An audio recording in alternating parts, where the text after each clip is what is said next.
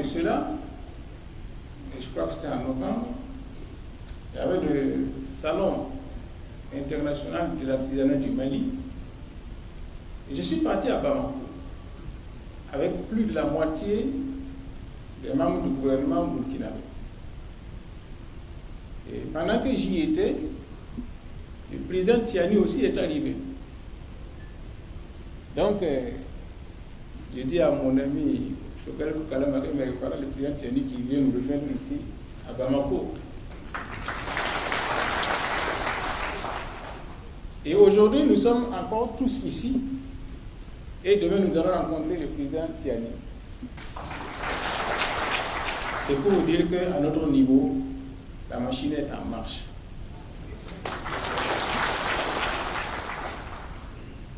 Il faut dire que pendant longtemps, le président Assimi Goïta et son équipe se sont battus tout seuls.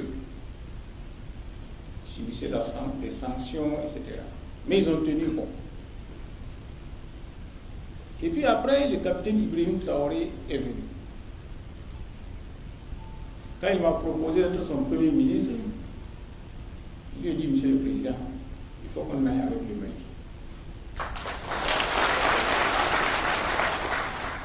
Il m'a dit, ah bon, sur le plan militaire, il coopère déjà.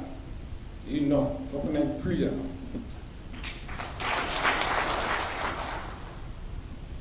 Il a retenu. Quelque temps après, l'état-major malien est venu au Burkina Faso pour un travail de concertation avec le colonel Sadio Camara. Le président m'a dit, bon, comme tu tiens à ce qu'on a avec les Maliens, tu n'es pas militaire, mais viens quand même. Donc je suis parti, j'ai assisté à la réunion et je leur ai dit, vous savez, entre le Mali et le Burkina, il faut qu'on aille ensemble. Bon, mais tout le monde n'était pas tout à fait convaincu, etc. Il faut qu'on y aille. Et en décembre dernier, j'étais à Moscou. Et donc c'était pour que... Vous savez que l'ambassade de la Russie au Burkina Faso était fermée en 1992. C'était pour renforcer nos relations avec la Russie et éventuellement demander la rouverture de l'ambassade de la Russie au Burkina Faso. Et hier, l'ambassade de la Russie au Burkina Faso a été ouverte. Donc j'ai dit à nos amis russes, j'ai dit, bon, maintenant avec les Maliens, nous, ça va très très bien. Mais il reste le Niger. J'ai dit, mais l'obstacle maintenant, c'est le Niger. Comment on fait? Les Russes nous ont dit, c'est aux Nigériens de régler leurs problèmes.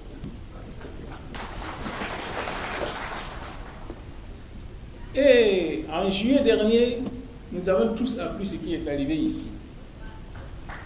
Et par bonheur, mon président était en Russie à l'époque. Là où moi j'étais, et quand j'avais soulevé le problème du Niger, quand le Niger a réglé son problème, mon président était là-bas.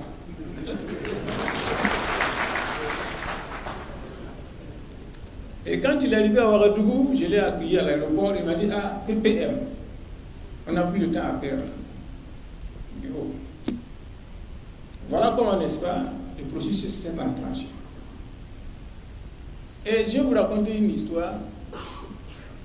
Il y a plus de 20 ans, en 2003, j'ai écrit un article intitulé « Pour une fédération du Sahel ».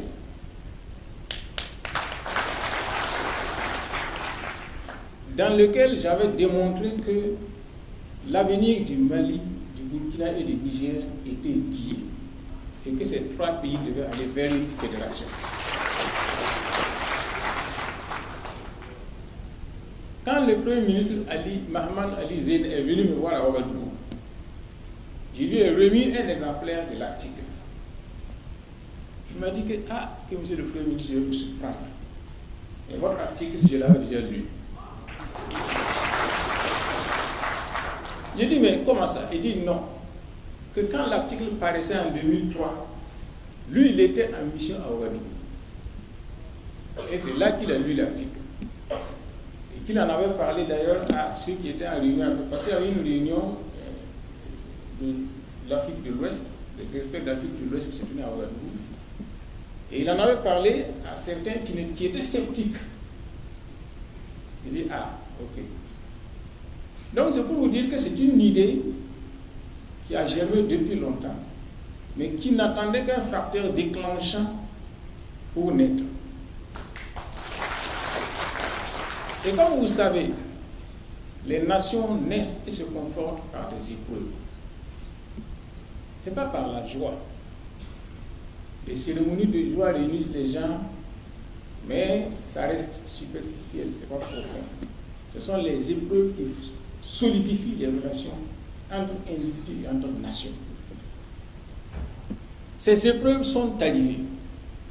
Nous avons perdu beaucoup d'hommes. Il y a eu beaucoup de tristesse. Mais ces épreuves aussi ont montré en nous, ont révélé ce que nous avons de commun. Et ces épreuves ont fait germer des hommes de valeur. C'est ce que mon ami Okala Maïga disait tout à l'heure. Il s'est trouvé des hommes qui ont refusé la situation et qui ont dit non. Ce qui nous arrive ne nous ressemble pas.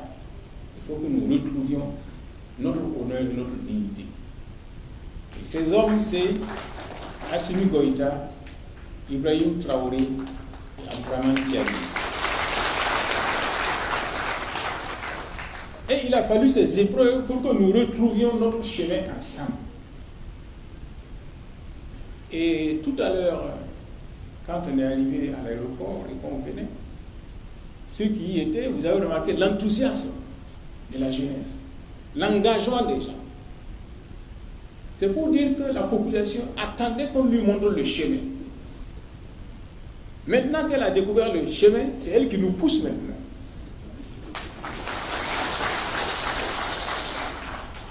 Donc, on n'a plus droit à l'erreur. Et ce que vous avez à faire, comme j'ai eu à le dire à Bamako la dernière fois, c'est de faire en sorte que même si nos chefs d'État voulaient reculer, ils ne puissent pas le faire.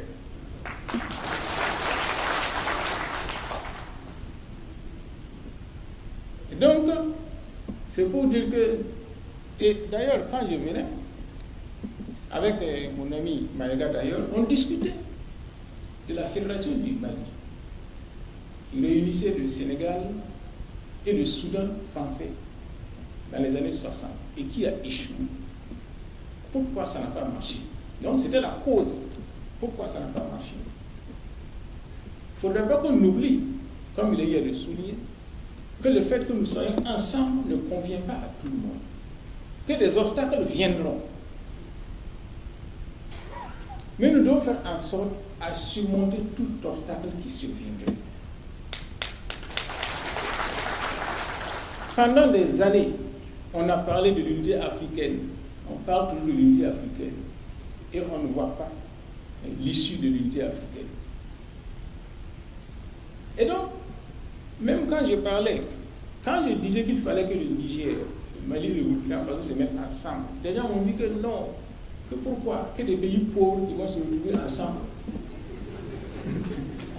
Donc vous voyez, dans la tête même, les gens n'étaient pas prêts.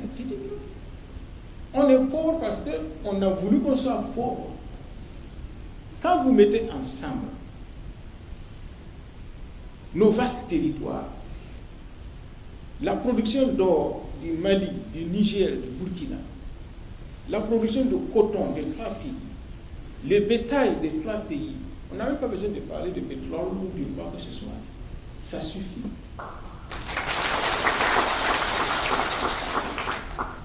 Donc c'est la confiance qui nous manquait. Parce que si nous voulons aller avec des pays comme la Côte d'Ivoire ou le Ghana, ce qui s'est passé va se repasser. Au fait, avait dit que la Côte d'Ivoire ne sera pas la vache à lait de l'Afrique de l'Ouest. Ils s'estiment mieux nantis et ils vont croire que nous venons mendier chez eux. Donc, mieux vaut que nous soyons ensemble, que nous nous construisons. Et là, c'est eux qui vont se mettre à nous envier.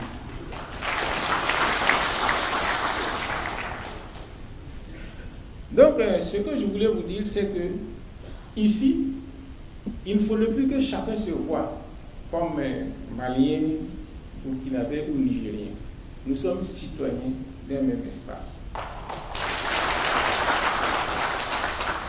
Bon, mais il nous manque encore beaucoup de choses. Nous avons entonné ici l'hymne national du Mali et l'hymne national du Burkina. Nous n'avons pas encore l'hymne national de l'AES.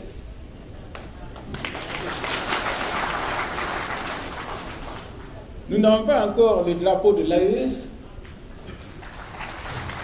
C'est à vous de les concevoir et de nous les proposer. C'est pour dire que chacun a sa tâche à accomplir. Et donc, c'est en regardant dans la même direction que nous pourrons conforter nos relations. Et nous devons faire en sorte que le recul ne soit plus possible.